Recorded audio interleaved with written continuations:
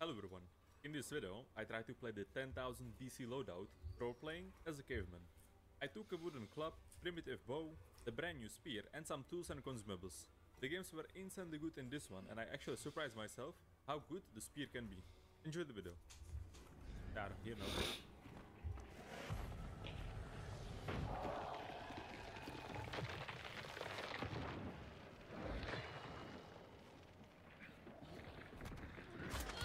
Oi. Ooh. Headshot. Where is the last one?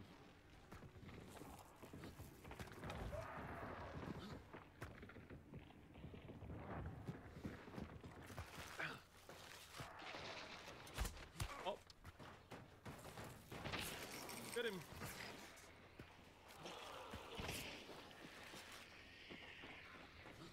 The beast, do something. Oh my god, he ran away like that, bleeding, poisoned. Ah, still more.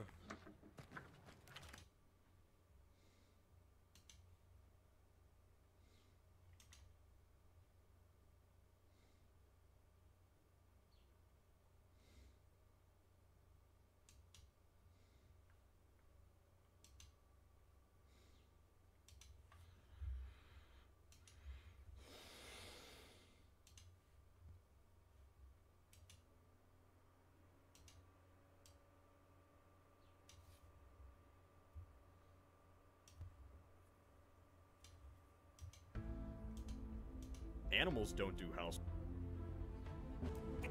Why would she even smile after that? Aren't humans like animals in her world or something? Earlier in the movie, they sold this little girl like a puppy. Just for you. Did she just kiss this world's equivalent of a dog? But wait, humans are enslaved for housework too. Stream elements. So they can't just be animals. Welcome to my channel. Don't do housework, Night except in the Flintstones. Welcome to my channel. What's the analogy here? What even is the dynamic between humans and apes? What's going on? So, in the original, humans are basically animals. They're these silent, stupid creatures that only forage and scurry about. Physically, they look the same, but mentally, they're like rabbits. It's like an All Tomorrow's adaptation. These are mantelopes. Apes are undeniably the smart masters of this world. I'm just talking about the original. Don't bring up that psychic secret society, that doesn't count. Now, for some reason, in the Tim Burton film, humans are smart. Like, there isn't an intelligence gap. They speak English. We'll go together. They have complex thoughts. We drown. That's why every day we pray for rain. They're so normal, Mark Wahlberg, an astronaut, can land in the middle of their group and fit right in. How the hell did these monkeys get like this? What other way would they be?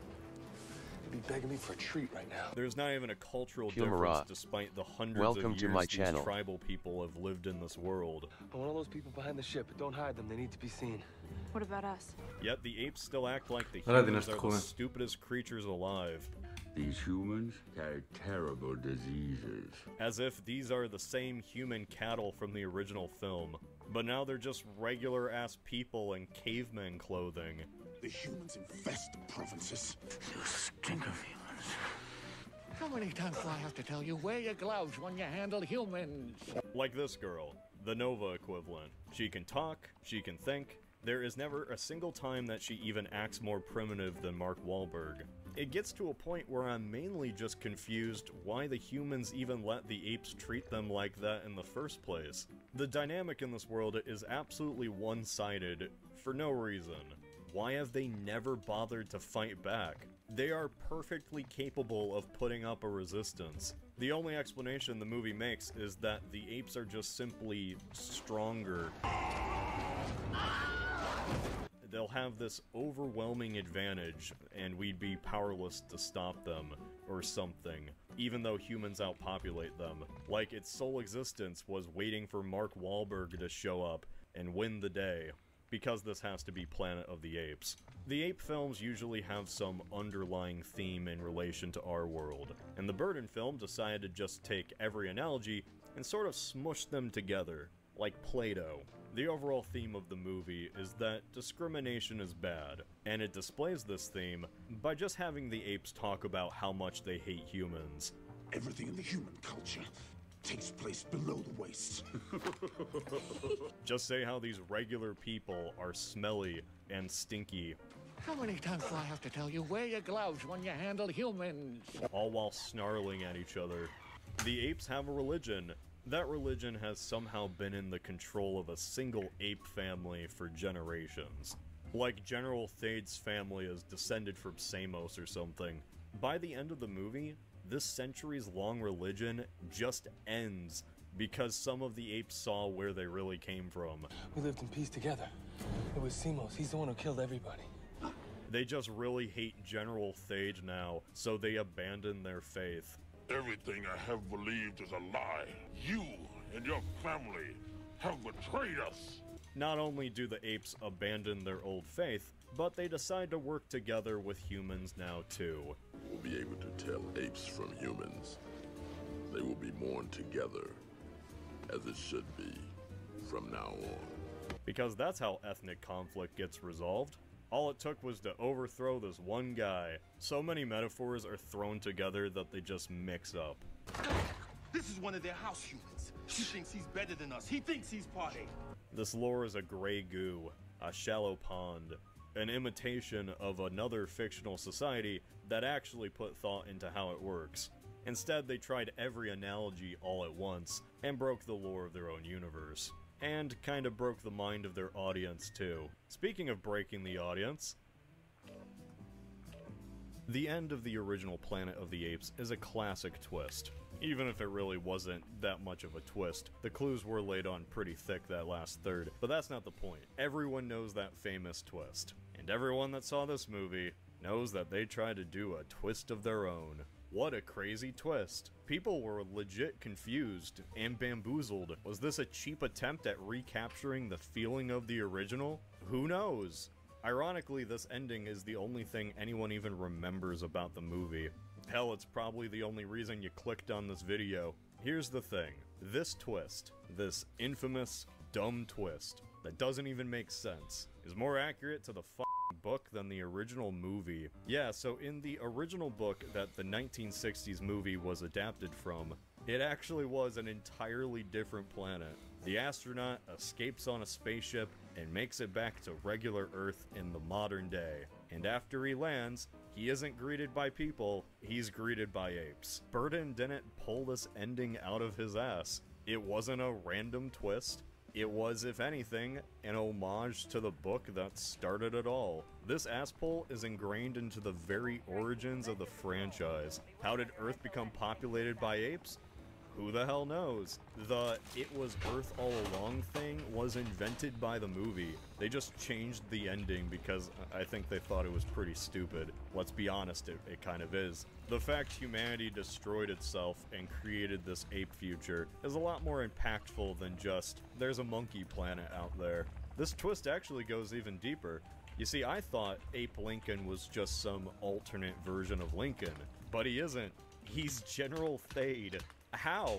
Somehow General Thade escaped, took a spaceship through that wormhole, time traveled, and arrived on Earth somewhere in the past, wiping out the humans and transforming the planet into a planet of apes.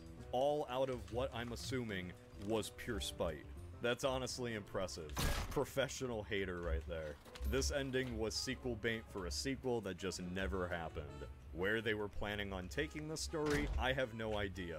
They probably didn't either. As funny as it is to make fun of this movie, Planet of the Apes 2001 isn't really that bad.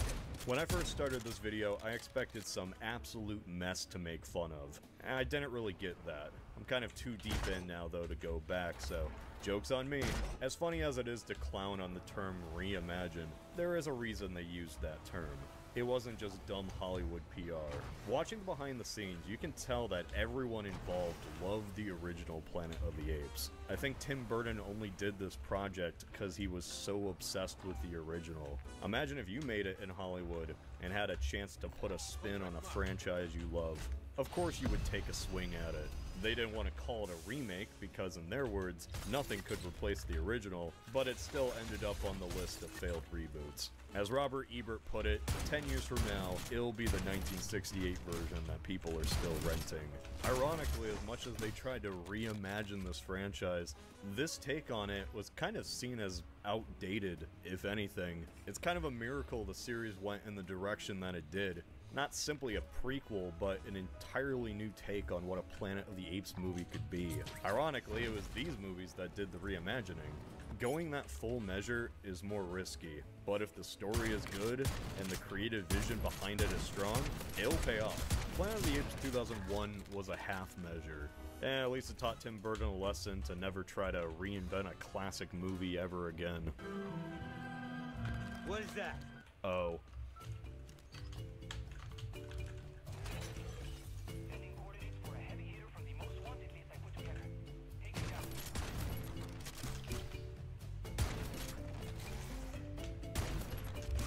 Damn them. Damn them all to hell. Look at the YouTube thumbnail. That's good. They're getting smart. Okay, let's see it. Season of Discovery Phase 4. This is level 60 shit. This is what we've all been waiting for. This whole time, it's been all to this. Let's see it. Hi everyone. I'm Clay Stone, Associate Production Director of WoW Classic. Welcome to our Season of Discovery Phase 4 preview. It is time. At long last, we're raising the level cap to 60 and jumping into the endgame. For those of you who have been playing since launch, thank you for going on this journey with us. And to those of you just jumping in, now You're that welcome. the full level up experience is available, you picked a great time to join us. I also want to give a massive shout out to everyone who has hopped into our first ever Season of Discovery PTR to help us test and tune all of the changes and additions coming to classes. Your feedback has been invaluable Refresh the video? in helping us prepare. Sure. Even though the PTR was focused on classes, we know many of our eagle-eyed players saw hints at the content changes we're making to Endgame. And it's time for us to talk about some of those today.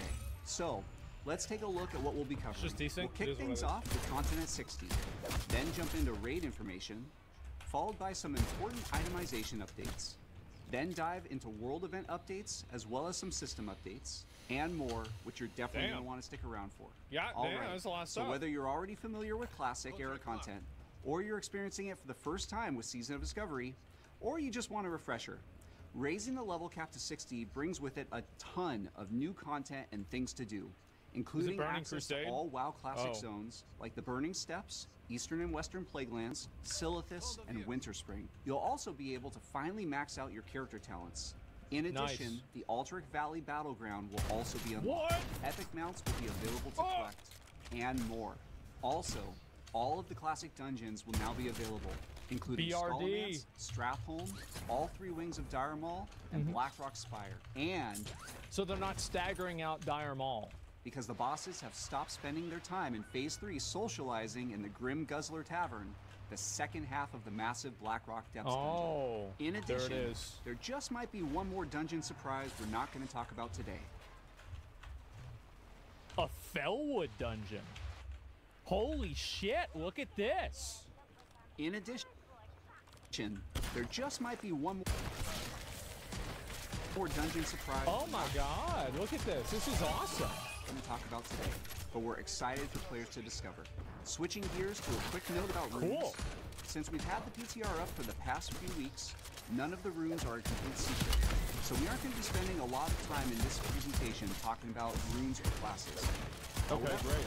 We will be posting a rundown of new runes and class adjustments separately from this video, so please check the official World of Warcraft forums for that. Moving on to raids. As we've previously announced, the Molten Core raid will be scaled down to 20 players, and will contain adjustments to the boss encounters across the 11 bosses for you to take on. I'm gonna be curious to see what that is. For me personally, I really like the idea of 40-man raids because it feels more like a spectacle. 20-man raids don't have that same vibe. Please play it. We are very excited for everyone to hop in and get their hands on the brand new revamped Tier 1 sets that now have multiple variants of different specializations and playstyles that each class has access to. Holy shit. Sets aren't the only place we've made improvements, with many non-set items also getting a hefty overhaul as well. Okay. Lastly, we are excited to announce that we will be having a scalable difficulty system in Molten Core, allowing players I think this is a terrible idea, by the way. to turn up the heat inside and face ever-growing challenges. Some aspects of Classic WoW is not about scaling difficulty. I think that it's antithetical to what Classic is. I think it's silly, right? Why? So we're doing LFR Heroic and Mythic again? Like, why? Like, why do this? this system were visible on the PTR, and we've enjoyed listening to speculation and, most importantly, your comments and feedback around this new difficulty system. All right, and let's the hear it. potential reward structure. As we've been listening to this feedback, we've wanted to let you know that raising the heat level will not affect the quality of rewards. The quality will remain consistent as the difficulty goes up. Instead, it will increase the quantity of rewards. Why? Why not just have it be a challenge mode? Like, people already do challenge mode speedruns in Classic WoW. They don't get better rewards for that. They just do it because it's fun. It's SOD, not Classic. If you want Classic, go play Classic. Well, they wanted feedback, right? This is my feedback. It's also not retail either. If you want retail, go play retail. Making some of the more valuable drops in the raid appear more often. In general, we don't want to heavily gate the best quality gear behind high difficulty content in Season of Discovery. But you are, because if you have a higher quantity, there's going to be a higher probability. Like, if you...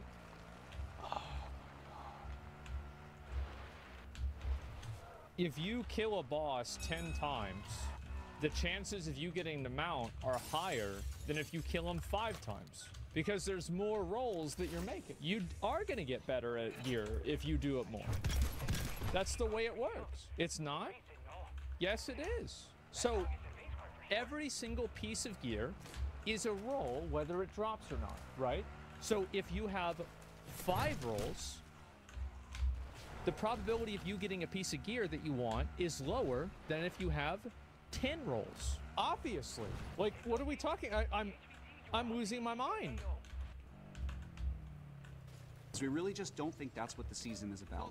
But if you do want to push yourself, you will find additional challenges and perhaps be able to gear up a tiny bit faster. Onyxia's lair has also seen some significant Okay, so then you can gear up faster, right? Okay, there it is. And you'll get better gear. loot overhauls as well. And while Onyxia has misplaced her stockpile of tier 2 helms, she is going to have plenty of juicy loot for you to chase in its place.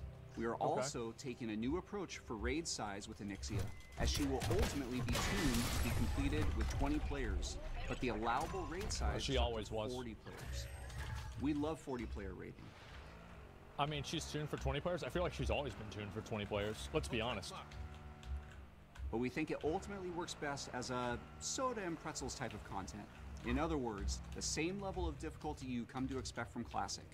So, if you are forming a pickup group and want to ensure quick success, you can bring 40 players. But if you are running with your guild, 20 players may make more sense to maximize your rewards. World bosses have had an... See, that's smart. That's the way you should do it.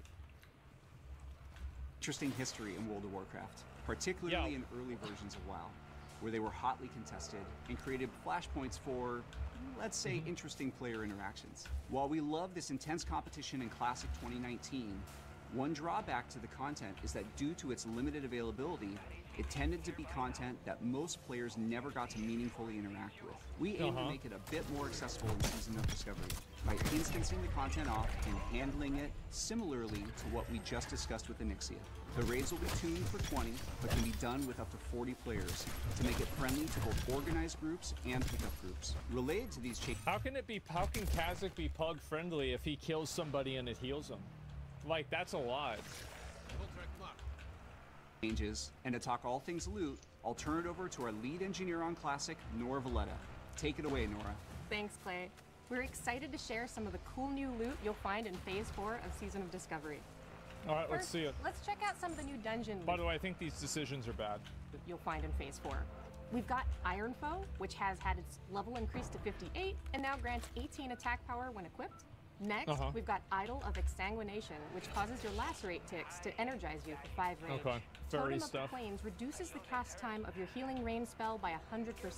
That's Taking crazy. inspiration Holy from shit. Plains using the 3-piece set in Sunken Temple for shamans, We thought it might feel bad to completely lose that set bonus as an option. Having it be a totem you can swap on and off for fights made a lot of sense here. Burst of Knowledge has had its item level increased to 58, its spell power increased, that's and insanely its good. cooldown reduced from 50. That's crazy good. Holy fuck. 15 minutes down to 5 minutes. Finally, we've got Librum of Holy Alacrity, which causes Holy Shock to reduce the cast time of your next 2 Holy Lights by 0.2 seconds. Our That's pretty good too. Tier 0 dungeon and Tier 0.5 dungeon upgrade sets have seen a full overhaul as well.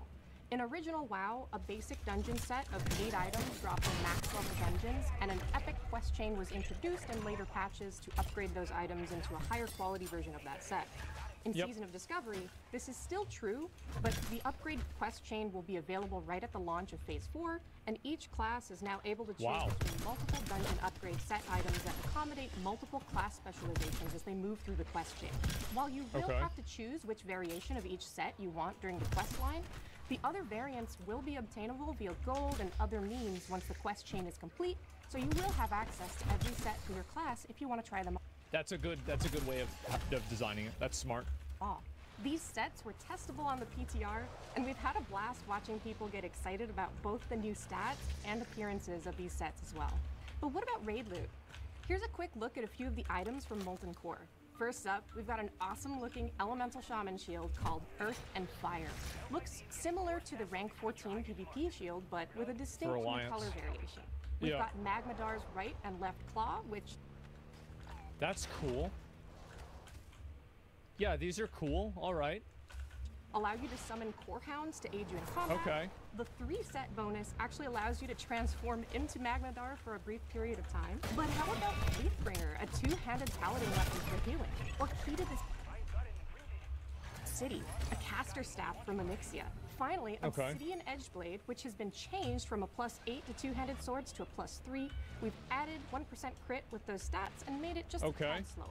Our dungeon sets won't be the only color variation. Yeah, it was 3.5 in the base game. You'll see in Phase 4. Here are some of the cool Tier 1 color variations we've got coming soon. Next, why don't we spend a few minutes talking about world events? The Blood Moon is not seeing any major adjustments for Phase 4 and will not be a vector for new items or player power, but it will continue to happen on its normal timer. We wanted to mention this because we are nearing level 60, which means that players will soon have access to the highest level PvP rewards, and many players will be ranking up to get them. In order to help with the honor gain process, Well, you're not even able to get your rank 13 and 14 gear until AQ, right? That's what they said?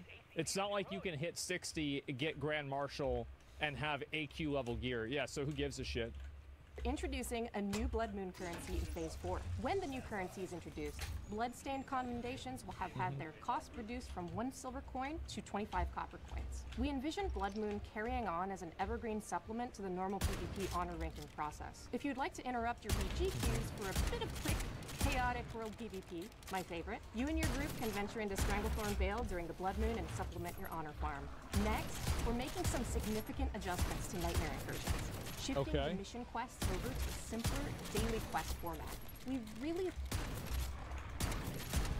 Good idea. Love the overall theming of Nightmare Incursions, but I think these adjustments will help make them feel like an optional supplement to normal leveling, rather than the be-all, end-all leveling activity for all nightmares. As a result of this format change, we are also planning to tone down the difficulty of some of the creatures within Nightmare Incursions to make these quests a bit more solo-friendly. The experience... Yeah, that's a smart idea too, because there's going to be less people doing them. Gained from these activities will cap out at level 53 as well, but the quests will remain available through level 60, should you desire to earn a reputation. Overall, we learned a lot of great lessons for Nightmare Incursions, which we plan on carrying forward for any potential future events. And speaking of future events, for Phase 4's outdoor event, we've taken a few of the lessons learned from previous events and are applying them to a new, more lightweight outdoor event, the Black Rock Eruption. This event will occur every 2 hours and see additional spawns, daily quest content, opportunities for reputation gain, and increased honor rewards from World PvP. Outside of Black Rock Mountain, the forces of the Fire Lord are wreaking havoc. Join the Thorium Brotherhood in repelling these attacks with new daily quests to help grow your reputation with the Thorium Brotherhood and earn quicker access to powerful crafting recipes and other rewards. Inside the mountain, you'll find your blood is running extra hot, causing you to gain bonus honor only within the mountain itself. As for reputation, we are adding brand new upgraded versions of the existing crafted rewards from Thorium Brotherhood. Argent Dawn, Timber Maw Hold, and Hydraxian That's a lot. We've also got some really cool for fun items that allow you to teleport to Ishara, lay a fire resist area That's really convenient. your allies can stand in, or Duke's Domain increasing fire resistance. Oh, that's cool. turn you into a water elemental. You'll be able to place these for fun items on your key ring, saving you some valuable smart. space.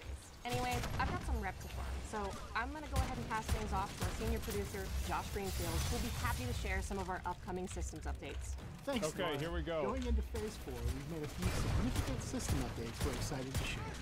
First up, we took a lot of the lessons we've learned from the Wild Offerings currency and have expanded on that system with a new deterministic currency we're calling Tarnished Undermined Reals. The Wild Offerings were kind of annoying to farm. Like, I did it myself. I think that a lot of people did. You know, like speed killing Princess, and then you'd kill that other guy. You know, it was all right, but yeah, it really sucked with the lockouts. No, there was like an exploit, so like, I guess they're probably gonna, if they watch the reaction, they're probably gonna get mad. But so you could log out, and if you logged all the way out of BattleNet, and then you logged in again from the launcher, not the game, or you logged directly into the game, they fixed it. Oh. You can start earning these coins from most non-rare spawn dungeon bosses over level 55. ABC, boys. Will drop a single That's currency right. for each player in the group once per day per boss. This currency can be used to purchase a variety of things, such as rare crafting recipes, crafting materials. I'm gonna have maybe a hot take, but I think that a lot of this like daily focus in the game is kind of antithetical to how Plastic is in my mind supposed to be designed. I don't really like this whole daily focus on stuff. And I think that it's weird because like the way that daily content works is that it allows it basically tries to create like this psychological repeat behavior. And like you could ask yourself the question of like, well, why are dailies bad but raid lockouts are good? And honestly, I don't really have a great answer for that. It's just that I'm more used to raid lockouts, and I feel like dailies are daily, right? I mean, it's like every day you do this. And so whenever you have something that's like a once a day reward that's very good, it makes the player feel like they have to log in to do that, which creates a FOMO. And I think that psychologically it can be kind of annoying. And I think that's the best word for it. It's not like it's really bad, it's just annoying. And it reminds me a lot of like retail WoW. And I know in Burning Crusade back in 2024 they made a promise of no farming in WoW. Well, you've always needed to farm in WoW. Like, even in 2004. But, like, having it... Like, why can't somebody just... Like, what's the problem with somebody farming all of this out in one day? Why is that bad?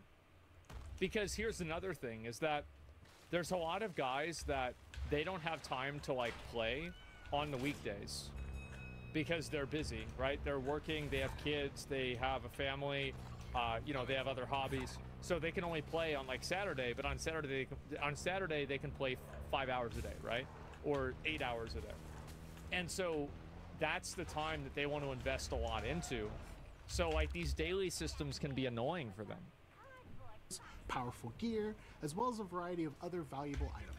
We've gotten a lot of feedback from players asking for ways to keep dungeon content relevant longer, and this is one way we're looking at keeping dungeon runs feeling rewarding at level 60. We're also particularly excited about add harder dungeons.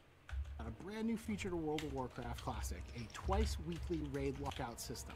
One bit of feedback we got early on was that 3-day lockouts on raids was difficult for guild leaders to manage due to the inconsistency of when reset raids occur. In Sunken Temple, I think this is a terrible idea, because what this is going to result in is people clearing the raid and then immediately doing it again.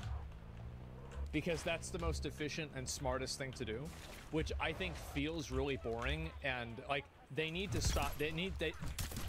Not how it works? Okay, let me see how it works. We moved the lockout to weekly to add a bit more stability, but we always wanted to revisit this to see if there was a way for us to provide the increased kings and content availability that the 3-day lockout provided, but with a bit more stability and predictability to help with better raid play. The twice-weekly lockout accomplishes this by having raids using this lockout interval reset twice a week on static reset days. For example, in North America, twice-weekly raids will reset. Okay, sorry, I spoke too soon. On Tuesday and Saturday mornings. We plan to use this lockout interval for all of the raids in Phase 4. We feel that with the pace of Seasons of Discovery, this is a great step forward to allow you to raid more if you choose to. At this point, we're approaching...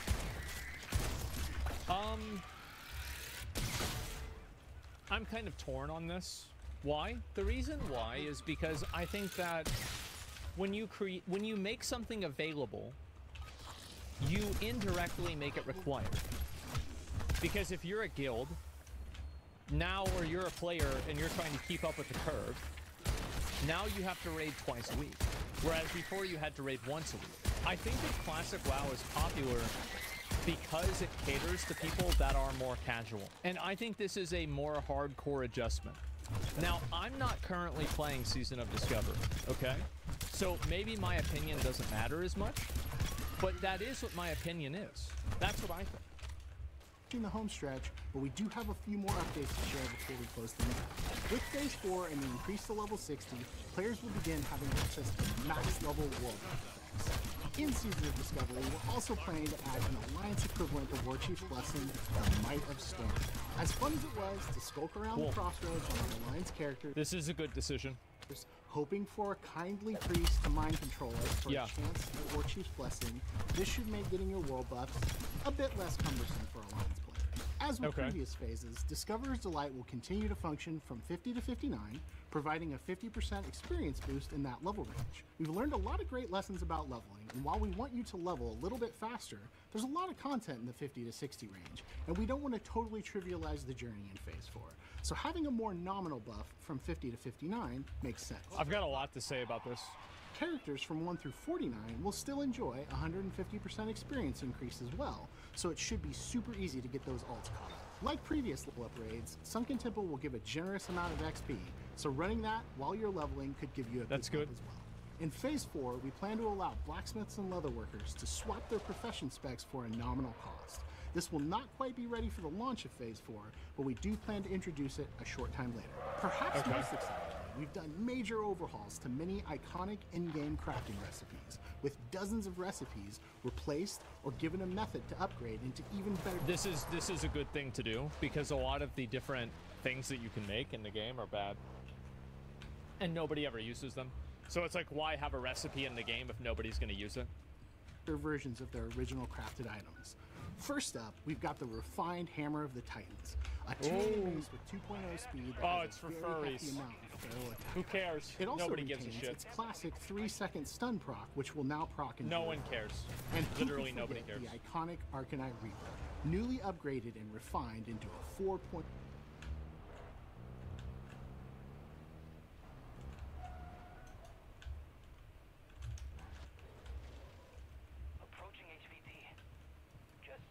Speed powerhouse with improved stats and a very fancy new classicified glow.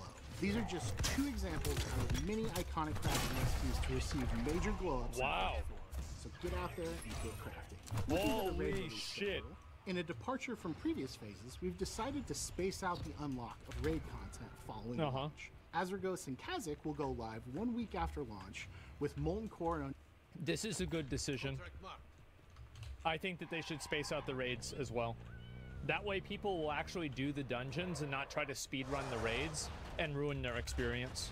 Nixia the week after that. It's a good decision. Phase 4 is going to have a ton of compelling things to do right at 60, with a lot of new and improved loot to chase. There's tons of stuff to do. This pre-raid gearing phase is one of the best parts about hitting level 60.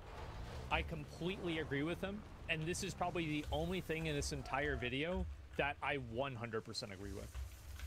Everything else I think is like, okay, no, not so much. This I am totally on board with. On a fresh character, and giving that pre-raid best in slot process a bit of time to breathe, and giving you some worthwhile goals to accomplish ahead of the raids becoming available is very exciting. should provide you with a lot of great, satisfying gear progression leading up to those raids becoming available. With that, we are done with today's presentation. We appreciate your patience as we're working diligently to get Phase 4 into your hands. We really appreciate all of the participation in the recent PTR releases, and we continue to consider your feedback as we're finishing things up for Phase 4. As always, the WoW Classic development team is incredibly grateful for their support. Thank you for playing with us, and thank you for your feedback and participating and helping us develop this season. We'll see you again when Season of Discovery Phase 4 goes live on July 11th, 2024. Thank you and goodbye. I really like the Classic WoW team. I do. I really like everybody on the team. I think that they do a great job communicating with the player base. I think especially Agrin has no problem getting down in the trenches and talking with people on Twitter. But I think they're making a number of mistakes with what they're doing. I think the first mistake that they're making is by, and this is probably going to be my most subjective and my most contentious opinion. I don't like the fact that they're making raids into 20 players. I think 40-player spectacle raids are way cooler, and I think that designing the raid for 20 players, this is my opinion. I think the Classic WoW raids were always designed for 20 players, especially Molten Core. That raid is a joke. It's so fucking easy. Like, people could do that with 20 people in Phase 1 of Classic. So, getting 40 people together is a bitch, though? It is, but I find that to be, like, the social, like, challenge of that, I find to be more of Classic WoW. And this is very, very subjective, by the way. This is what I think. I think that that makes it an event and a spectacle, and that matters to me more than even being able to get into the raid. And I know that might sound weird, but that's the way that I feel. And so let's go through, and I'm going to talk about each individual thing, right? So the Classic Dungeons being available, I think is great. I think it's really cool that they're thinking about adding in another dungeon. That's awesome. I really, really like that. Now, let's talk about the first thing that's the most problematic, in my opinion. It's the scalable difficulty system. I really don't like the scalable difficulty system, and I think that it's totally antithetical to Classic WoW. I do. I think that it's completely antithetical. And I'll talk about why. Classic WoW has always been a game that, like, so this is one perspective that I have, like, with Dark Souls, and I think Dark Souls is an interesting parallel to this, because in Dark Souls, if you kill Artorias in Dark Souls 1, that means one thing. If you kill Manus, or, I don't know, Slave Knight Gale, that means one thing. And I think that having everything in Classic WoW be like one defined objective measure of difficulty makes the game feel more immersive. Changing difficulty modes in games feels kind of cheesy to me, and it reminds you that you're playing a video game. And I understand that, like, this is a very abstract idea, but I don't like the idea of difficulty modes in games because it makes it feel to me, whenever I'm doing the lower difficulty mode, that my accomplishment doesn't really matter. But whenever there's only one difficulty for it, then I can optimize my efficiency of completing that difficulty. And I think that speedruns can create that same outcome. So it doesn't matter. Isn't this similar to Old War? No, I don't think it is. I think that it's just a scaling difficulty system, whereas Old War added new mechanics. So it doesn't matter anyway? Yeah, sure. You've always been about the rewards. Interesting take. I know that. I am more about the rewards. But to me, what I really care about the most is that the game delivering the experience that we all thought we had in 2019 and really in 2004, 5, or for me, 2006. That's the real goal that I think I have. Like, I want the game to create that same feeling. How can you do that? I think that being able to have a difficulty system makes people that aren't doing the highest difficulty feel like they're wasting their time. And I don't think that having challenging raid content is something that Classic WoW really needs to engage with. And I think if they do want to add challenging raid content, I don't think that there should be any vector of rewards to it at all. None. Maybe a tabard, maybe a title, but even that I think is too much. Personally, I do. I think it's too much. I don't think it's necessary, because Classic WoW created an entire meta of speedrunning, And that came out of nowhere. That you didn't need to tell people you need to clear an exit under an hour, and if you do that, you'll get ATS from the boss. No, it just happened on its own. And I think that this is the case with a lot of games, and it's the case with Dark Souls. I'll go back to Dark Souls again. Dark Souls, you already have, like Moon was doing this on day one, right? But a lot of people were doing this way after that, is that they were doing these challenge runs.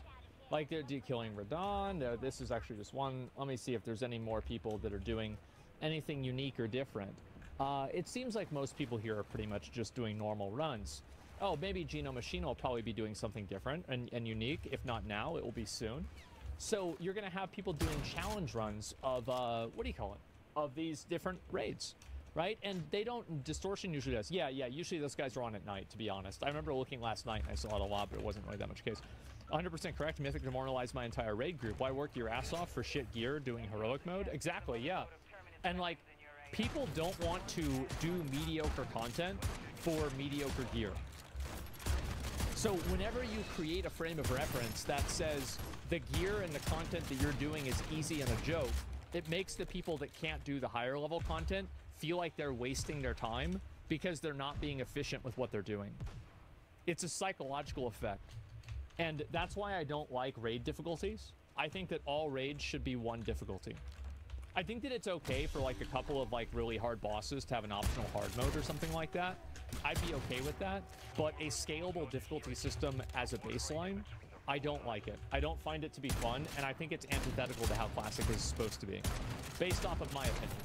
So I'm very much not a fan of the new of this, because also every raiding guild will try to do the highest difficulty because it will give them the most loot and it will gear up faster. Everybody will do that. You always talk about an extra wing in a raid that was hard to some point. Yeah, but that's like separate content. I think that if you have hard content in the game, like for example, the gear from Naxxramas is better in general than the gear from AQ40. That's good because you're doing a harder, higher level raid. In the same way as in Dark Souls, the souls that you get and the rewards that you get generally from the later bosses are better than the rewards you get from the earlier bosses. That's the way it works. So that's how I see it. This is not Classic, it's SOD. I know that, but Classic WoW is, or sorry, Season of Discovery is supposed to emulate Classic more than it does with retail. And what I'm saying is that I think this goes away too much from where I think it should be. I think that this is too much. It's a bridge too far, in my opinion. Difficulty should be determined by the different raids, not a toggle of the same raid. Exactly, yeah. And so that's the way that I feel about it. Onyxia's Lair, I don't really have any big opinions on this. New and overhauled loot, etc. This is fine. Now, world bosses. World bosses being instanced, I understand why they want to do it. I get why they want to do it. And by the way, for all of these changes that Blizzard is making, I think that they should do every single one of them and try it out. Because that's what Season of Discovery is. It's the same thing I said with GDKP. I disagreed with the ban on GDKP, but I agreed with them taking the chances on it, if that makes sense. I completely agree with the difficulty option. Convergent player behavior is parse runs, speed runs. Yeah, exactly. Raid difficulty is a new form of meta progression. If you tackled easy mode, then you can do the highest difficulty. You just do that. You pass the entry level, that's all. Well, I just don't like raid difficulty in general. But anyway, going back to this, I think that having a world boss that's just out there, and you just see it, and people can go over there and kill it, that's awesome. That to me is super, super cool. But what if you want hard content and the raids are too easy? Then you should play Retail WoW. Go play Retail WoW. It's way harder. Or do speedruns. I don't want to see the game be designed around people like that.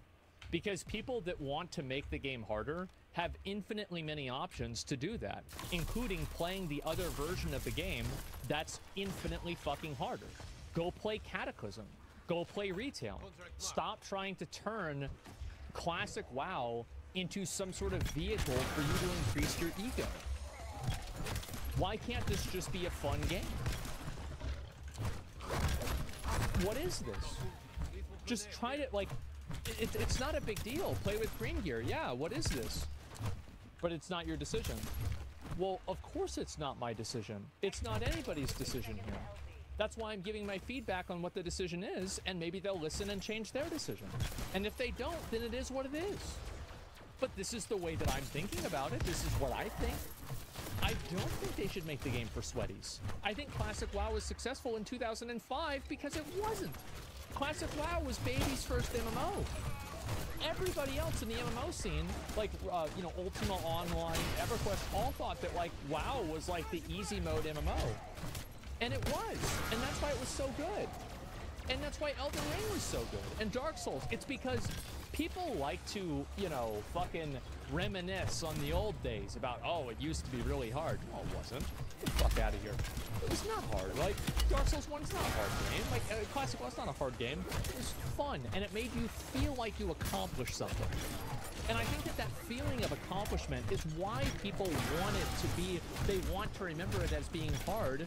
It's because they felt like they beat something hard.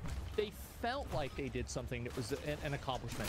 And you don't make a person feel like that just by turning up the numbers.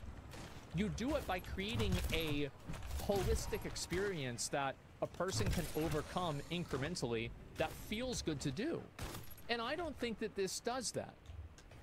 I don't. So you want the skill ceiling lowered? Yes, absolutely. I don't want this game to be super hard. Yes. Why is it that it's a video game? It's supposed to be for fun. So if the game isn't making people feel good, then what's the point of it? And by the way, I think Elden Ring fits this. And that's the thing. It's like, I'm not thinking about difficulty. Difficulty is not the idea. That's not the goal. The goal is enjoyment and fulfillment. Difficulty is a measure that you use to achieve that, but difficulty is not the end result. Fulfillment and fun is the end result.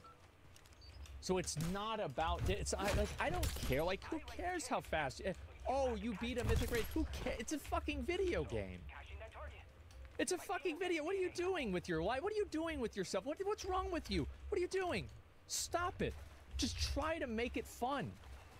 And so anyway, Melania isn't fun? No, yeah, I think it's a gimmick boss. Based on all counts, yes.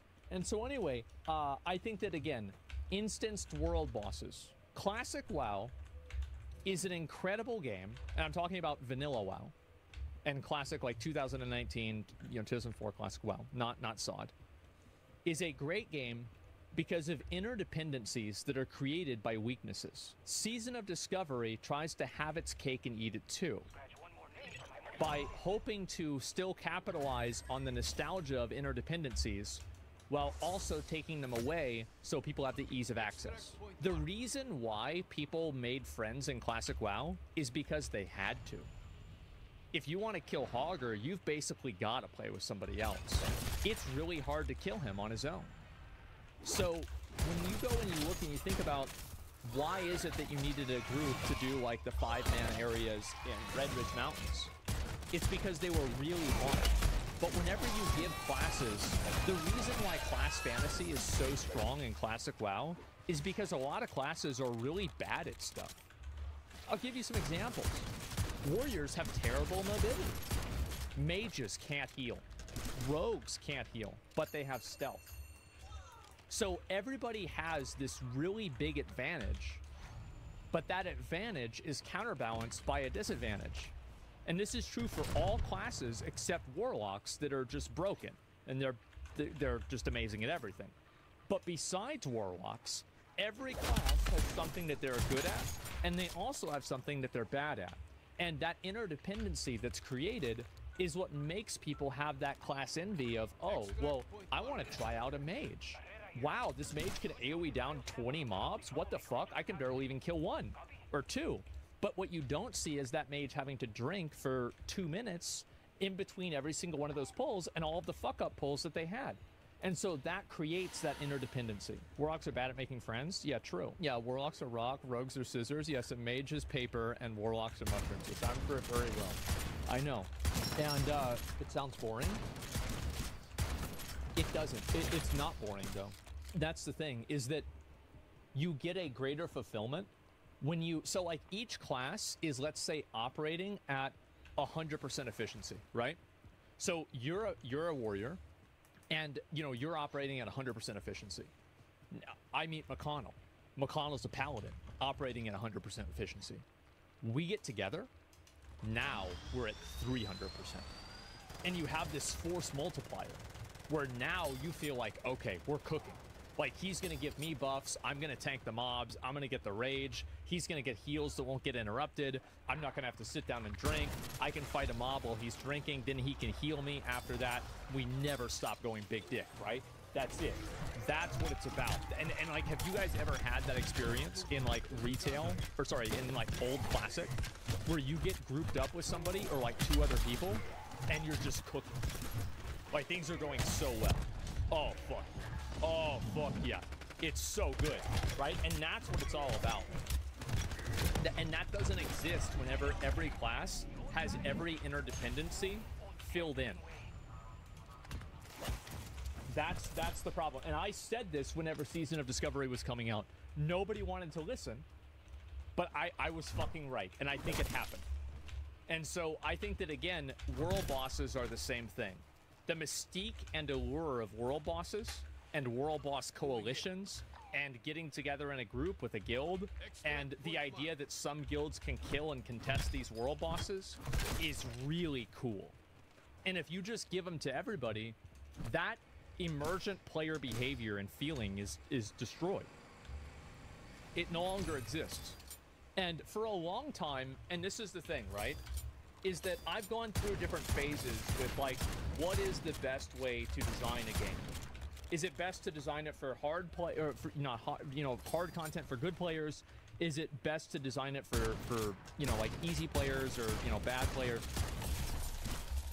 I think that, like, at this point, I've thought about this a lot. I think about this all the time. I don't think that you should design for a skill level. You should design for an experience. And that experience should make you want to inherently make yourself better at the game. And I think that what's happened is that too much are games being designed for, like, a type of player rather than a type of experience.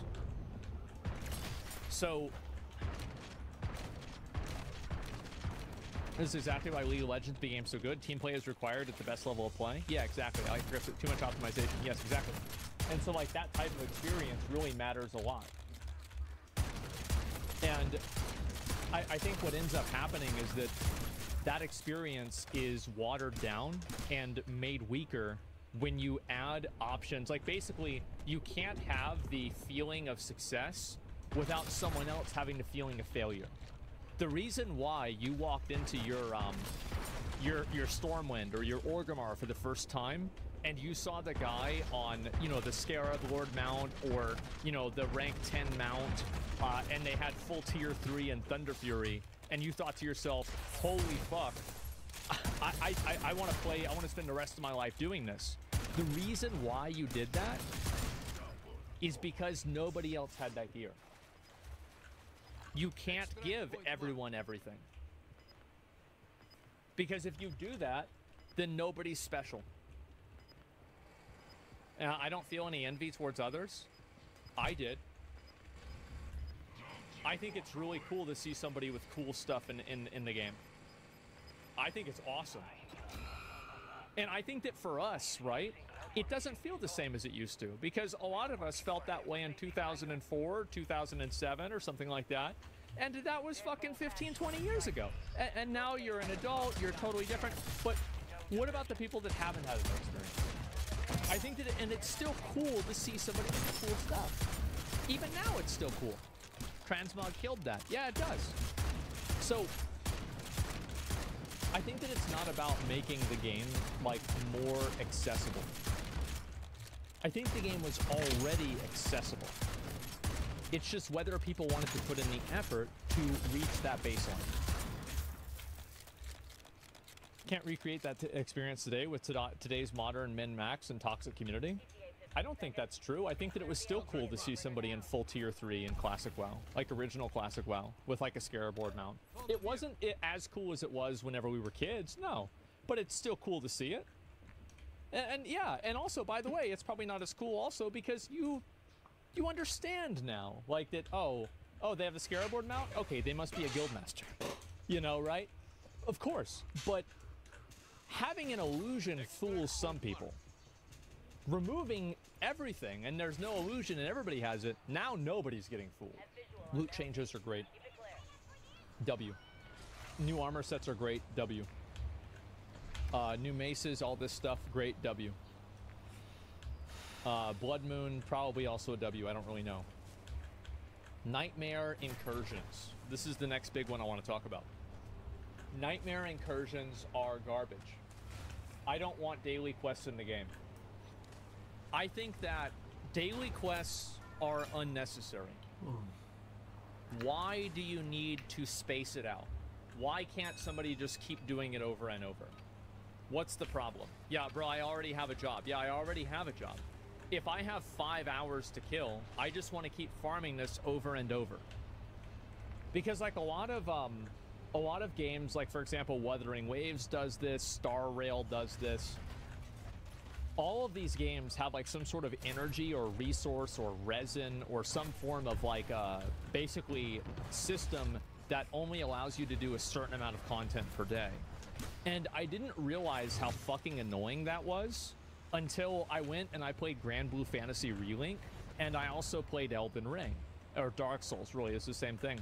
Is that in those games, you don't feel the need like, oh my god, I have to do all this stuff, because if I don't, then I'm falling behind.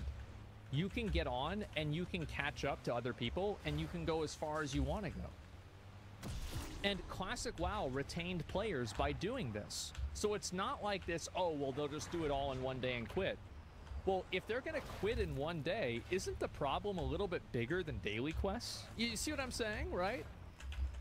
Like, isn't that really, like, I mean, if that's what they're doing, then why are you thinking about the daily quests? You should take a step back and think about what you're doing. Cassie, how you doing? Hope you did well on the show today. That's why Final Fantasy is so great. I take breaks all the time. I never feel like I'm behind. Exactly. So, and I'm very passionate about this. I am extremely passionate about this. Absolutely. This is the way that I feel about it. You had this in Classic WoW. You didn't need daily quests.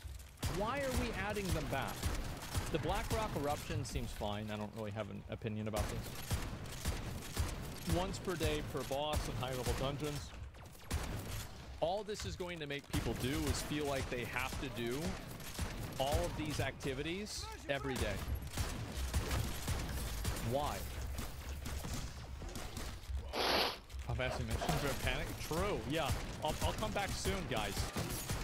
Maybe they're struggling to retain players. If they're struggling to retain players,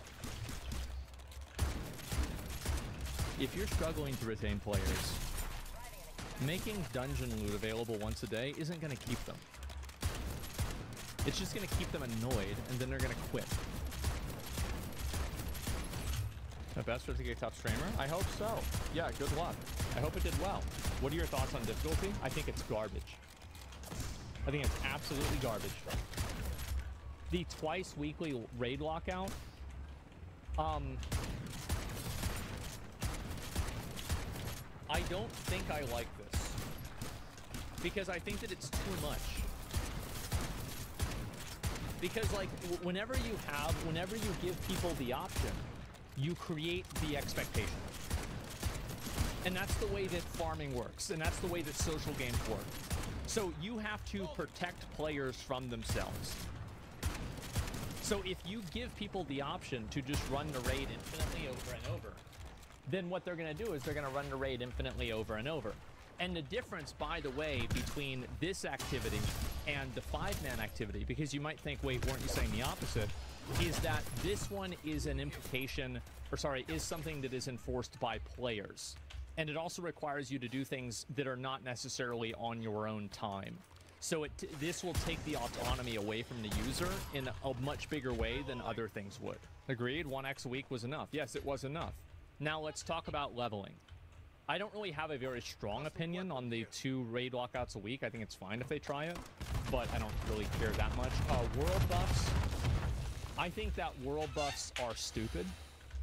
And I think that world buff should be, like, the player should, when they are in the presence of a world buff, the world buff should be a consumable that goes into the player's inventory. And it is unique, so you can't just sit in Stormwind and stack up, you know, an entire bag full of Onyxia buffs. The idea that you have to, like, log in and log off with world buffs and Chrono Boon, it's stupid. It's a stupid system. I love world buffs as a mechanic. I hate world buffs as they're designed. Every world buff should just simply, it should be this, and it should go into your inventory. You can only hold one at a time, and you can use them when you choose. And it takes like 5 seconds to put them on. You're forcing players to log on and log off. It's fucking annoying. It's stupid. Why do this? Why? Like, what is the... What is this? Isn't Chrono Boon kind of a fix? It is a fix. But it's a... When you fix a bad system, it doesn't make the system good. It's a stopgap.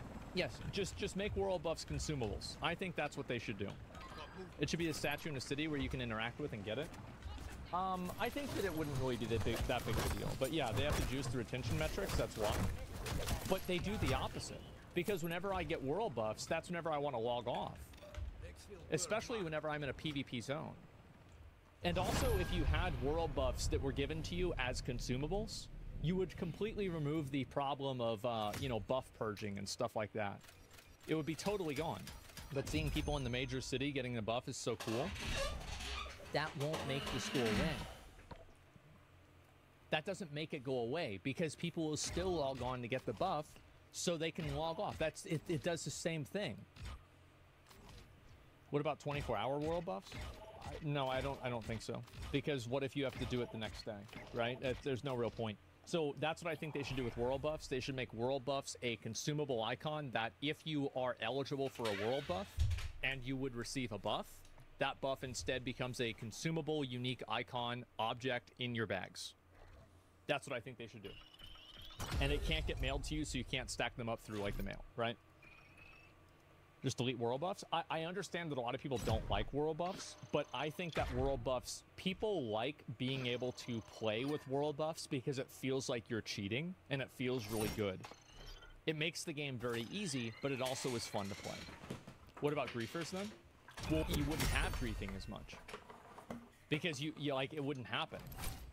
Because, like, somebody would only have a world buff on whenever they wanted to have it on. Just make them persist through death? I'm kind of torn on that. I'm not sure if I would want to do that or not. Then let's talk about leveling updates. That's the next thing. Let's see if I can show this.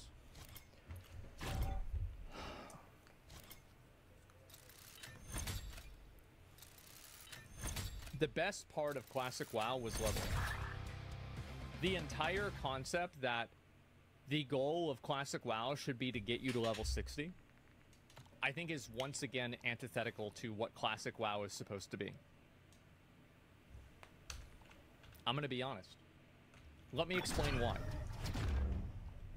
If you can sit there and log in and do your dailies at the Nightmare Incursion area, or do some other type of bullshit to get to level 53, that means that you don't have to go to Felwood. That means that you're probably not going to Western Plaguelands. Being able to fit everything into this puzzle and accomplish and get to level 60. Bro, SOD isn't vanilla. I don't want to level normally. The fuck? I get that. And the only argument that I think counters my argument is that this is not a forever server, so it's better for the server to come up like this, and it's fine. Because it's a short-lived server, and I think that is a good argument. That is the only argument that I think makes sense. Because from a gameplay perspective, I don't like the idea that you're just getting 50% more experience. Because 50% more experience makes it... Like, it makes a lot of things you have to do in Classic WoW not have to happen. Like, for example, how many of you guys ever did, like, the cross-continent quest lines that are, like, you know, the missing diplomat and stuff like that? The reason why you did those is because you couldn't do other things. Base leveling is greater than endgame? Yes. And, by the way, leveling is better for another reason, too. Leveling is better for casual players. Because a lot of casual players, by the time they get to 60, they know what they want to do because they spent 60 levels preparing for it. Whenever you make that experience a lot faster, then they don't really have as much time to plan and prepare for what they want to do. Just play Era? No. Would you be positive if they changed zones? I don't know. It depends, right? It ruins the experience for new and casual players for the sake of sweat wards that have done it 1,000 times. Exactly, yeah. And this is the problem, right? Is that Blizzard listens to sweat wards, and they listen to people that want to play the game professionally, and they want to raid 5 times a week, and they're thinking about making changes and adding things into the game in order to make those people happy. This is a big mistake.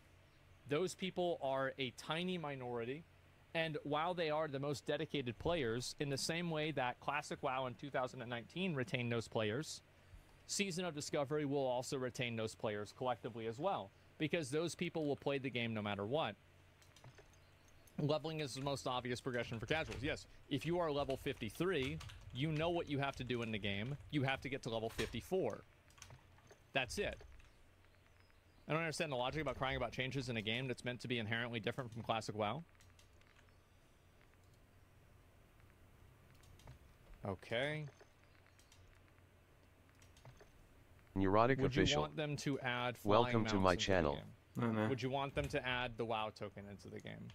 Would you want them to add heirlooms into the game? Would you want them to add all of these other things into the game? No, you don't. Most people don't want that. A change is not good by the nature of it being a change. A change is good based off of whether it will be beneficial for the game. You're thinking on such a surface level. You're thinking change equals good. I'm talking about the changes and which ones are good and which ones aren't. It's such a surface level example. That's not exactly the point, though. The entire basis of SOD is that it's supposed to be a what-if scenario. Okay. I don't think this is a good decision for the game. Like, I don't know what you want me to say. It's obvious that Season of Discovery isn't retaining players very well, right? Like, it seems as though it's not. Based off of all the graphs and data and everything that we've seen, it seems like Season of Discovery is not retaining players. So, and this is what I think. He lives? No, it's not like... People usually don't get banned unless they're, like, very rude or obnoxious or, like, spamming, right? I think Elden Ring should be added to SOD. Yeah, exactly. Why not both, GIF? Why not make difficulty toggleable for sweats to have an option for a harder version? But the default would be a more streamlined version. The extra difficulty is all for glory. I think that having an extra difficulty of a boss that gives nothing is totally fine. But the moment that you add rewards to it, you can drive gameplay around it. Well, they fucked up in this what-if scenario? Yeah, exactly.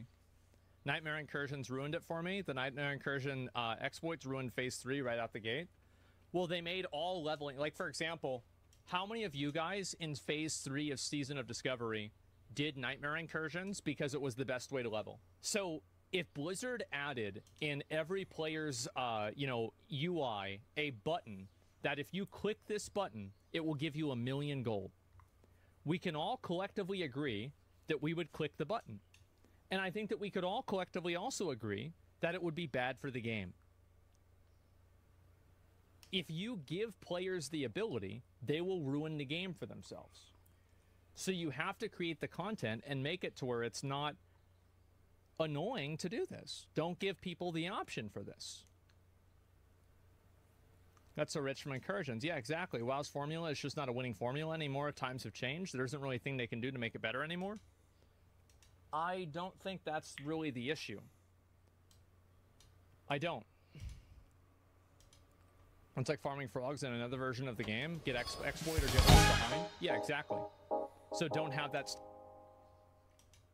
In Praise of Shadows was a relatively successful media analyst with a decent following. He delved into the meanings behind horror movies, shows, and artworks, all while subtly promoting his left-leaning political views. But then, out of nowhere, he posted an over 3-hour-long video slandering and exposing Wendigoon, Shoenhead, Brandon Buckingham, and a handful of other prominent YouTubers. This video bombed harder than Twitter rebranding to X. It shattered the reputation In Praise of Shadows spent 5 years building.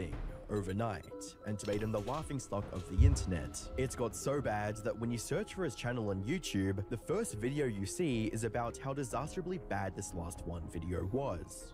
In reality, you're a delusional, hateful hypocrite, and this is the worst video I've ever seen. Hi, I'm the Internet Anarchist. I create weekly YouTube documentaries, and today, we'll be looking into the destructive downfall of In Praise of Shadows, a YouTuber who thought it would be a good idea to go after some of the most beloved creators on the platform. With arguments so poorly constructed and illogical, it almost appears to be a parody on why they are the ultimate evil. On the 25th of May 2024, Zane, the host of In Praise of Shadows, uploaded a now-deleted video titled Bad Conservative Horror Movies, a video that seemed no different to his previous content at a first glance, but started off on an extremely bizarre topic that had little to do with his title or thumbnail. He opened the video with a lengthy rant about a terrible horror convention he attended a couple months prior, labeling it as quote redneck and quote unprofessional.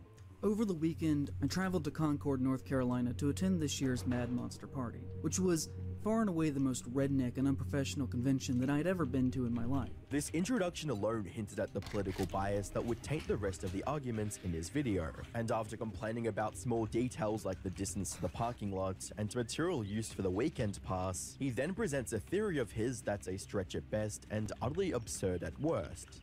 I think there's actually not one, but two distinct horror communities. One that is more concerned with writing and thinking about how our own experiences and world are reflected through art.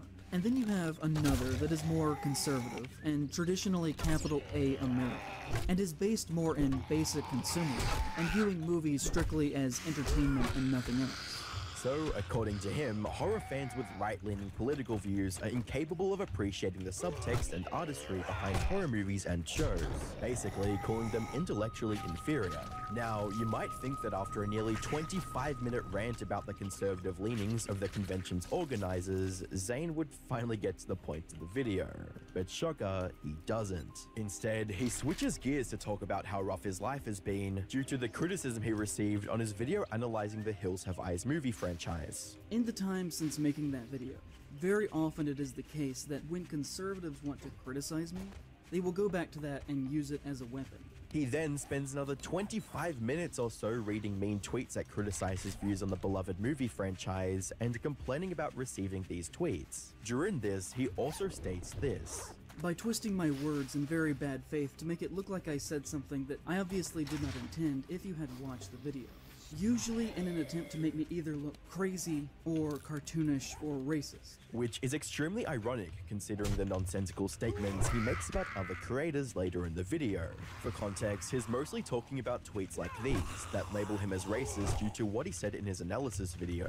However, what makes Zane's self-victimization completely baseless is that regardless of what he thinks, the racism allegations are not entirely untrue. So, he not only fails to acknowledge that what he said was wrong, but also labels all criticism of his words as something right-leaning conservatives say to, quote, attack him. Here, he also talks at length about how he's barely making ends meet with the money he's earning from YouTube, which is an unusual thing to discuss in a video about horror movies. However, Brandon Buckingham offers a pretty good explanation in his reaction video of what Zane is really trying to get at. There was a month last year where I only made $500 in ad revenue.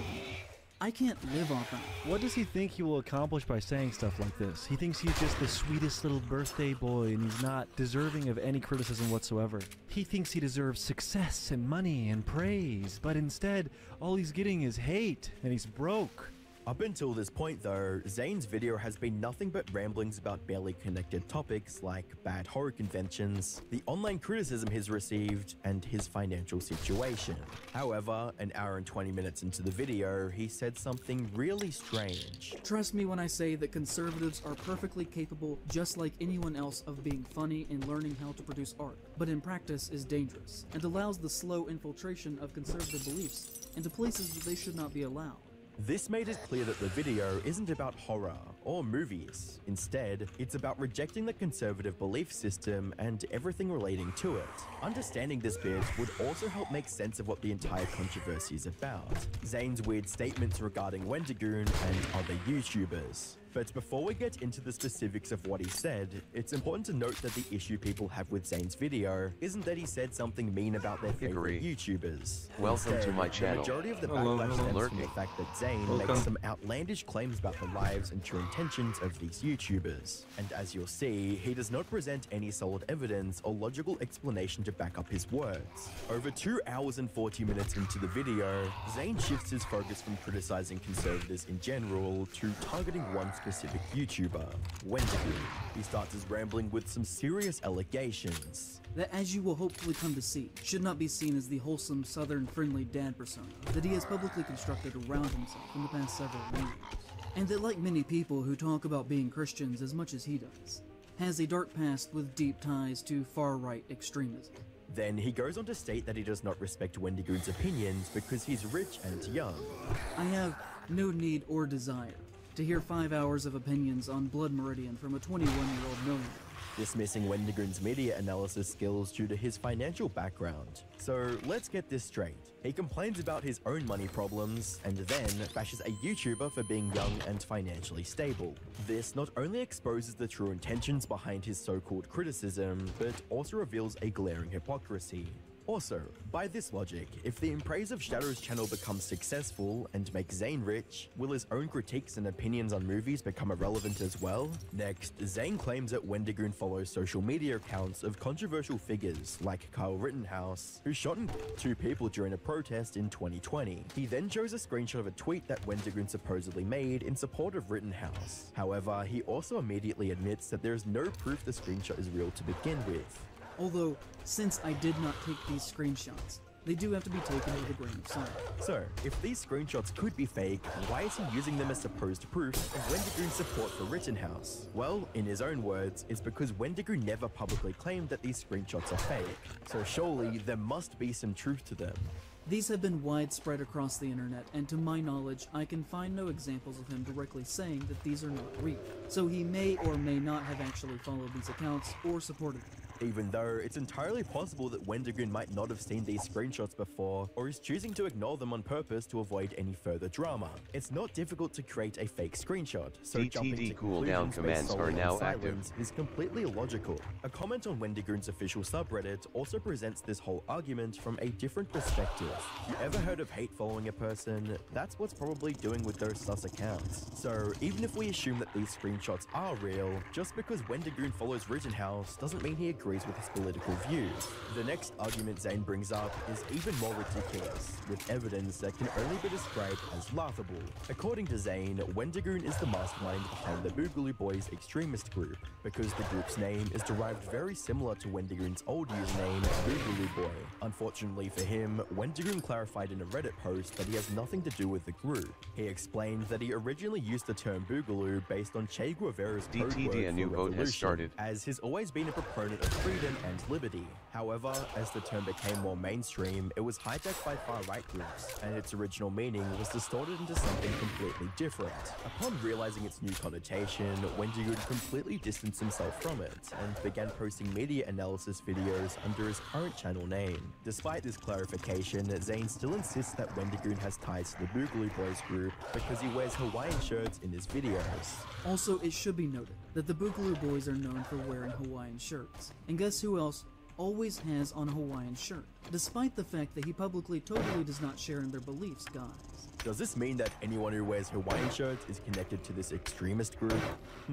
Here, Zane also nitpicks on the exact words Wendigo uses in his Reddit post regarding the Boogaloo Boys. People who are centrist, or on the left, do not use the phrasing Antifa members. The only people who say that are the ones that see Antifa as some sort of homogenous radical left-wing activist group. As if saying Antifa members instead of just Antifa somehow proves he holds alternate beliefs. After these illogical arguments, Zane then moves on to attacking people Wendigo has interacted with. online or in person, accusing them of being part of the same racist alt-right group as Wendigoon. He starts with Turkey Tom. Wendigoon is very publicly friends with Turkey Tom. They have been seen together on multiple occasions, and I've seen online mentions that Tom was either at his wedding or at the very least was invited. And why does Zane think Turkey Tom is alt-right? Because of some dumb stuff he said on the internet as a teenager over 6 years ago. Next, Zane targets the internet historian, accusing him of being alt-right because he once jokingly said his birthday was on the 20th of April, which also happens to be Hitler's birthday. He completely ignores that April 20th is also 420, the haha funny infamous weed day. He then continues to mention a number of other YouTubers who had some positive interactions with Wendigoon, including Brandon Buckingham, Shoonhead, Oombaville, and some ordinary gamer, all while making absurd statements about each one of them. For instance, this is what he says about Brandon Buckingham. He is friends with Brandon Buckingham, a gun YouTuber who has been accused of threatening, completely ignoring the fact that the grape allegations came from Sneeko of all people and were not backed by any evidence. Similarly, he accuses Shoonhead of being a quote conservative masquerading as a leftist because a joke she made on Twitter, taking her words out of context and presenting them as malicious, which is ironic, considering he complained about the same thing happening to him earlier in the video. Very often it is the case that when conservatives want to criticize me, they will go back to that and use it as a weapon, by twisting my words in very bad faith to make it look like I said something that I obviously did not intend if you had watched the video. Speaking of irony, near the end of the video, Zane says this about the area Wendigoon grew up in. It is about as white as you could possibly get.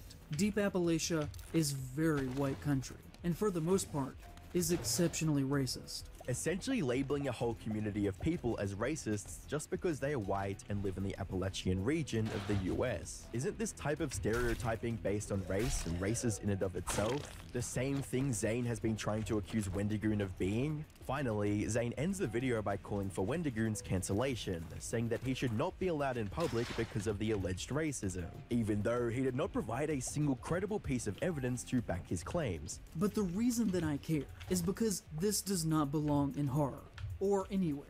I care deeply about horror, and everything that he does has demonstrated so far in his career that he should not be welcomed in our spaces, or even, just in public in general. Even if we ignore the blatant misrepresentation of facts and absurd arguments with no logical backing, the whole video feels off from start to finish. It's like a poor attempt at creating an H-Bomber Guy video, except without everything that makes H-Bomber Guy's content engaging, namely his research, humor, and evidence. But why make such a video in the first place, when there are plenty of horror media franchises left to analyze? Well, the obvious answer is views. You see, Zane's channel has been in decline since late 2021, gaining literally 0 new subscribers for several months. It's no secret that making videos about other creators is an effective way to gain views. Just look at the vegan teacher whose entire career is supported by this concept. It's possible that Zane made this video to farm views from the controversy and drama it would generate, but unfortunately for him, it backfired spectacularly, and the backlash was immediate. Brandon Buckingham led the charge as one of the first YouTubers to respond to Zane's slanderous statements. In a tweet reading, "Hey Prey Shadows, going through every one of Wendigoon's friends and insulting them to try and paint him in a bad light makes you seem like a desperate and pathetic freak." Brandon also sarcastically praises Zane for using a picture of his grandpa after his brain surgery, reading, "Also, using a photo of my grandpa after his brain surgery is super cool of you. You seem like a great guy. I want to shake your hand." In a later tweet, Brandon points out the sheer insanity of 2 of the worst statements Zane made in his video. 1, labeling every white person living in Appalachia as racist, and 2, saying that Wendigoon should not be allowed in public spaces because he's conservative. In a tweet reading, "I forgive you for thoughtlessly defaming me, but claiming all white people in deep Appalachia should be assumed to be racist, and saying Wendigoon should not be allowed in public because of his assumed beliefs, really shows how hateful and insane you are."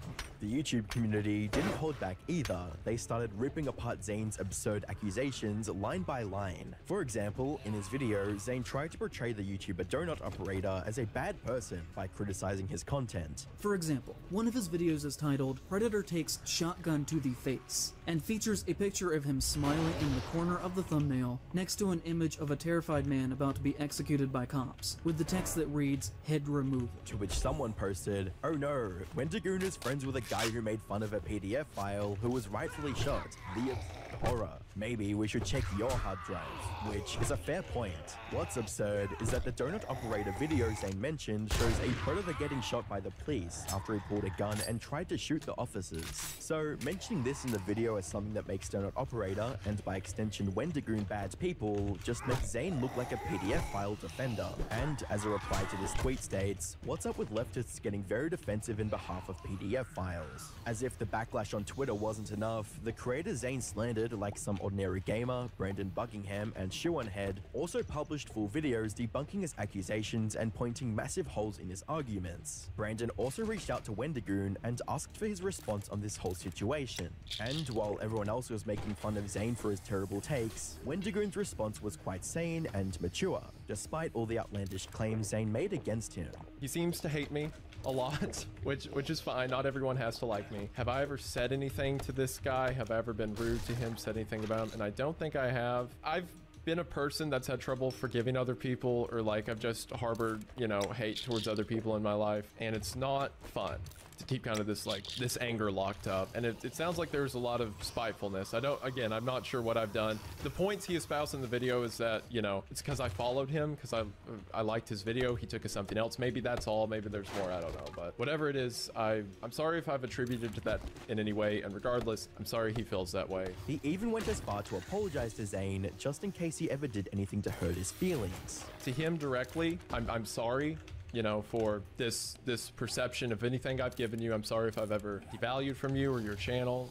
I apologize, and I sincerely mean it. I hope you find whatever you're looking for. I want everyone, regardless if they like me or not, to do well. Christ didn't say love people who are nice to you. He just said love people. If you say stuff online, you're going to get pushback for it if it's, you know, any kind of controversial, but I hope you don't let that deter you in the long run. I hope you can continue to pursue your dreams. I promise I will not try to stand in the way of that, and I hope none of my followers do. This calm and collected response further reinforced the faith Wendigoon's fans had in him. It also served as direct evidence against everything Zane tried to convey in his video. Like this comment on YouTube mentions, ironically, In Praise of Shadow's video on him only really succeeded in giving Wendigoon positive clout, indirectly helping him. Of course, not every YouTuber Zane mentioned in the video responded with such kindness. Oompaville, for example, decided to go on the offensive a bit. All I can say, like, every time I see something like this, I think of that fucking scene from Billy Madison at the end. Mr. Madison, what you just said is one of the most insanely idiotic things I have ever heard. At no point in your rambling, incoherent response were you even close to anything that could be considered a rational thought. Everyone in this room is now dumber for having listened to it. I award you no points, and may God have mercy on your soul. Zane, on the other hand, was also feeling the pressure from this immense backlash, leading to a lackluster response that did little to restore his online reputation. His video got ratioed to oblivion as soon as it went live, with over 27,000 dislikes in total. In response, Zane first deleted the entire 30-minute segment about Wendigoon, and then removed the video from his channel altogether, likely to dodge any more backlash. However, he made the situation worse for himself by trying to argue his way out of the controversy on Twitter. You see, in one of his response tweets, Brandon said that Zane was moody because he looked like he had low testosterone and that he should exercise more, to which Zane responded by saying, "You using homophobic language to me, though in calling me a low testosterone freak, does not change my opinions about you. My base thoughts remain the same, even though I should have said them differently and not let that cloud my writing." In other words, Zane still stood by everything he said about Brandon and probably others. He just realized he needed to phrase it better. Brandon immediately shot back and called out Zane for continuing to slander him and making him seem like a villain by twisting his words.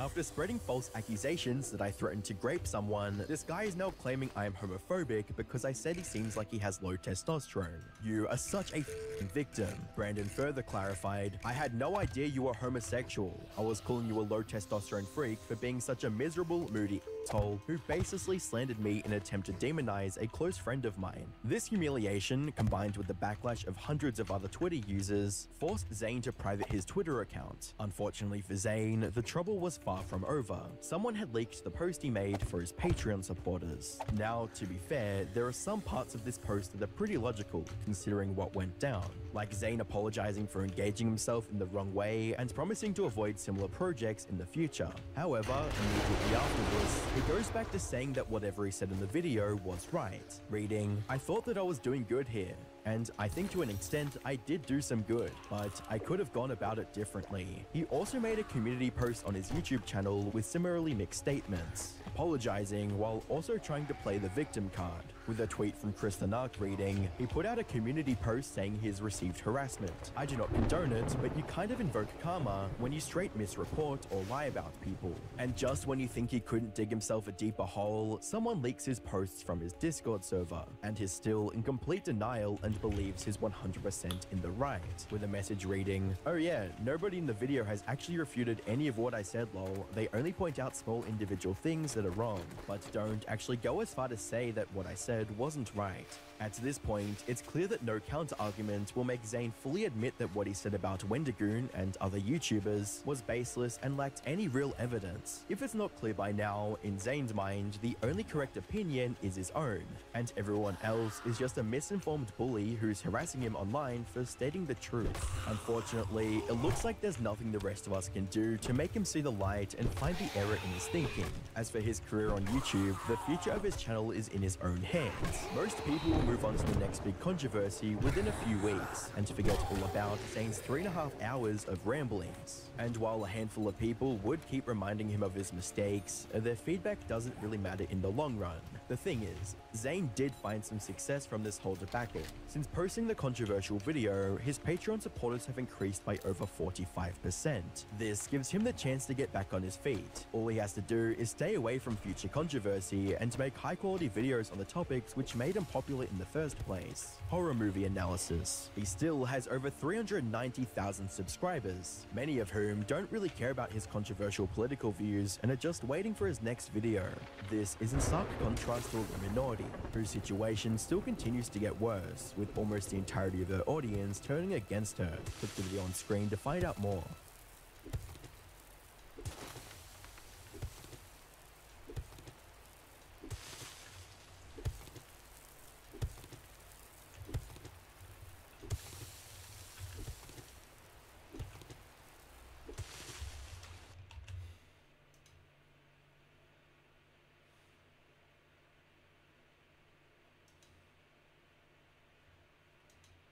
This game has absolutely consumed me, and I have loved every single minute of it. Helldivers 2 is a huge breath of fresh air within the brain-rotting, input-spamming, microtransaction, battle pass hell that modern gaming has slipped into. Having one of the best live service models we've seen, like, ever, and having a dev team with actual passion behind their projects, Helldivers 2 has become one of my favorite games of all time. Don't get me wrong, I know everyone and their dog's left nut has been talking about this game is game of the century, oh my god, this game best game of all time. And you've probably seen basically every positive Helldivers 2 has to offer, and personally, I love seeing a game that already has somewhat positive community gain traction over the major COD installment, or whatever remake and remaster that some company has spat out recently. But rather than talk about how shit these other games are, I'm going to metaphorically meat ride this mechanical masterpiece. As a person who basically grew up with live service games like Chapters 1 and 2 of Fortnite, the early seasons of Apex Legends, as well as Overwatch basically on release, oh my god, I'm so old! It is really sad seeing companies I've supported for a large portion of my life slip into greed and mediocrity. So, with this video, I'm gonna yap for as long as I can about how wonderful this game is, and how I will happily throw as much money as I can at it, even though I've already paid full price. Firstly, one of the main critiques I see a bunch of people bring up regarding Helldivers is the shaky servers the game was using upon launch. The problem originally was due to people overloading the servers, as the devs had accounted on player counts similar to the first game, with a peak of around 10,000 players on launch, but it increased to around 50,000. The problem was cooldown it commands was too are now active. popular. People flooded the servers, me included, trying to get online, causing the devs to address the issues by increasing the capacity a few days later. Now, just imagine that the only main flaw of your game at launch was that it was too successful. The devs also took it a step further by having in-game messages about one of the enemy factions, the automatons, that were interfering with Helldiver deployments. Like, this genuinely made me so happy, seeing that the devs tried to take the hate on the chin and just accept the fact that, like, yeah, we didn't expect our game to be this popular, and then add an in-universe reason behind the issues. Like, that is so fucking cool! Speaking of the devs, another thing I love about Arrowhead Games is that the devs are just gamers who understand the community and what they want from video games like this. One of the main facts of Helldivers that I fucking adore is the fact that friendly fire is just always on. And trust me, if you've played for as long as I have, you know that that shit is fucking hilarious. The devs were already getting some flack about friendly fire being enabled, mostly from IGN, because all the people who review their games are fucking dog shit at playing games. And the devs were literally just like, no, it's funny. And holy fuck, that is such a hilarious response. Like, just imagine this big professional company talking to like one of the biggest game reviewers on the planet and just being like, hey, we think you should remove this feature. We think it's kind of stupid. And then Arrowhead just going, why? It's hilarious. Now, compare this to a game I genuinely have no respect for anymore, Overwatch 2. I could yap for hours about how much I despise Blizzard for its inability to not assault women in the workplace and also pump out shit games, but this shit hit deep, bro. When Overwatch 2 was first announced, I was hopeful. I was a diehard fan. I had fucking Funko Pops, comics, keychains, whatever. I loved Overwatch and I was so excited for the game to come out. But guess what? The game had server issues on launch as well. The only difference is that people legit couldn't get in. In Helldivers, some players had issues logging in for the most part. You could somewhat reliably stay in the game for as long as you wanted. Compared to Overwatch, having an infinite budget thanks to Blizzard, couldn't have a reliable server for the game launch they knew would have old and returning fans returning to the franchise. Now, eventually, the servers did get fixed, but the only response was, we're very sorry. We're trying to fix the servers. Please be patient. But, like, what the fuck did you expect, Blizzard? Legit Game of the Year winner in 2016 was getting a sequel from one of the largest game studios in the fucking world, and you didn't prepare for this? Just like, what the fuck were you thinking? This could have been peak Overwatch again, I swear to God. All you have to do is buff Ryan, and I'm gonna be fucking, I'm gonna bomb headquarters. Anyway, another notable reason why people love Helldivers 2 regarding their live service model is battle passes within other games have become much harder to earn for free. In Fortnite, you can still earn V-Bucks to purchase cosmetic items from the free track in the battle pass, but with seasons becoming much longer, it forces people to spend money or save for long periods of time, which is something basically impossible due to them shitting out collabs every other week. This somewhat forces the players, sadly me included, to spend money on battle pass, although they were free to earn. The fact that the game somewhat limits your earnings per season, kind of like the fucking government sending you stimulus checks, it just forces players to spend so much more fucking time thinking about what the hell they want to buy instead of just, I can save for this and buy it right away. Helldivers, however, lets you earn premium currency by finding it in the fucking game. Not to mention that it is also in the free and premium battle passes, allowing you to collect more currency to buy both cosmetics and new battle pass, which never fucking expire. They don't go away. They're there forever. Holy fuck. How is this not the norm? I don't want to treat the new Fortnite or Apex season like a goddamn 9 to 5 just to unlock the funny demon guy from Fortnite, okay? Not to mention, games like Overwatch 2 and Halo Infinite legit just don't award the player with premium currency from the battle passes. Like, sure, you get cosmetics, but you'll gain so much more money if you just allow players to cycle their fucking battle passes. Then later, they'll feel more rewarded and just use real money on cosmetics. The game creates short and sweet battle passes, consisting of around 3 weapons, 3 armor sets, and various cosmetics, while being free to earn completely. And the good thing is about these battle passes is that they're very often themed, and when they are themed, the themes work so fucking well together. Like, oh my god, Democratic Demolition was literally one of their main fucking suits was a guy in black and red, which is sick because that's kind of what you associate explosions with, the big black smoke and the red explosion. On top of one of the fucking armor sets literally being based off like a bomb suit, and it's so fucking cool. And the weapons also all exploded. Grenade pistol, explosive fucking sniper rifle, explosive crossbow. Like, oh my god. I guess other games kind of do the same thing fairly well, like Fortnite in like Chapter 1 was great with their themed battle passes, like superheroes, desert people, fucking Wild West bullshit. And then they did like the Greek mythology thing a few months ago. But like other games like Apex and COD literally just make battle passes purely for the money. Like, when was the last time, pre like season 10 of Apex, you looked at a battle pass and went, yeah, this shit's fucking gas? Like, there's no passion, there's no aggression, there's no fucking mindset, bro. It's just, hey, here's some cosmetics, give us money, give me money. And it pisses me off because these used to be cool and now they're just absolute mediocre garbage. Okay. Okay, I'm kind of peeking the mic a little bit, but honestly, I'd rather prefer, I